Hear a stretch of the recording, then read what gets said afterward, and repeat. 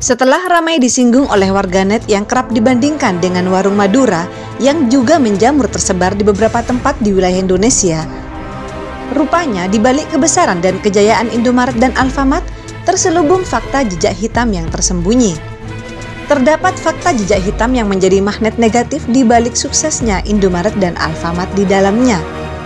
Tentu, fakta jejak hitam itu jarang diketahui publik dari perjalanan Indomaret dan Alfamart sebagai raksasa retail di tanah air.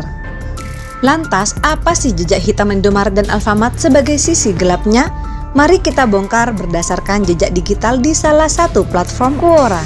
Tertera rubrik bahasan seputar fakta terkait jejak hitam Indomaret dan Alfamart. Rata-rata curhatan tentang jejak hitam Indomaret dan Alfamart berasal dari pemilik akun yang mengaku sebagai ex-karyawan. Berikut rangkuman fakta terkait jejak hitam Indomaret dan Alfamart di platform Quora. Tidak ada libur di hari nasional. Nasib menjadi karyawan Indomaret dan Alfamart dianggapnya adalah mimpi buruk ketika hari libur nasional.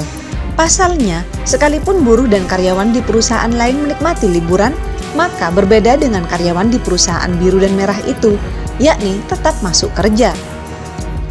Tanggal merah jangan harap bisa libur, karena ini momen langka yang cuma pas libur nasional dihitung lembur, kata sang mantan karyawan tersebut. Karyawan harus ganti sendiri jika barang hilang atau dicuri.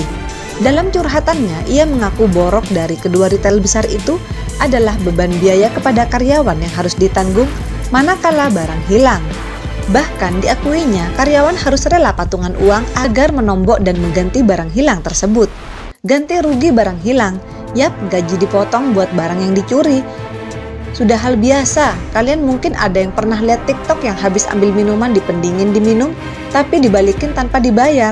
Nah, itu bakal jadi barang rusak yang bayar siapa? Ya karyawan toko, apalagi kayak kondom, make up, susu juga rawan dicolong, kata sang mantan karyawan. Nambah barang di nota pembeli. Dalam curhatan akun lainnya diceritakan, hal kecurangan yang kerap terjadi adalah ketika kasir diam-diam menambahkan barang di nota pembeli.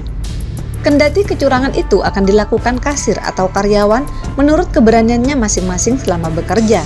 Pisang goreng beli 2 gratis 1, sedangkan si pembeli cuma beli 1, jadi kasir menambahkan 2 pisang sekaligus ke daftar belanjaannya. Atau sate usus beli 1 Rp5.000, beli 2 Rp7.000. Sedangkan pembeli cuma beli 1 sate, si kasir pun menambahkan 1 sate lagi. Untuk siapa yang membayar itu tergantung nyali kasirnya. Tebusan uang dan tahan ijazah karyawan kejadian menyedihkan pernah dialami salah seorang diduga ex-karyawan di salah satu minimarket itu.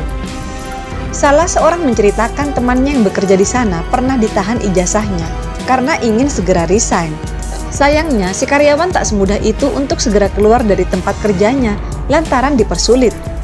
Ia menceritakan bahwa ijazahnya ditahan oleh pihak retail tempat ia bekerja. Memang teman saya ini berencana resign, namun tidak diizinkan oleh pihak retail tersebut padahal masa kontrak kerjanya setelah selesai. Ia diharuskan membayar sejumlah uang untuk menebus ijazahnya tersebut, ditambah konsekuensi barang hilang. Jumlahnya memang hanya 1,5 juta, namun dirasa berat oleh teman saya ini. Ngaret jam kerjanya.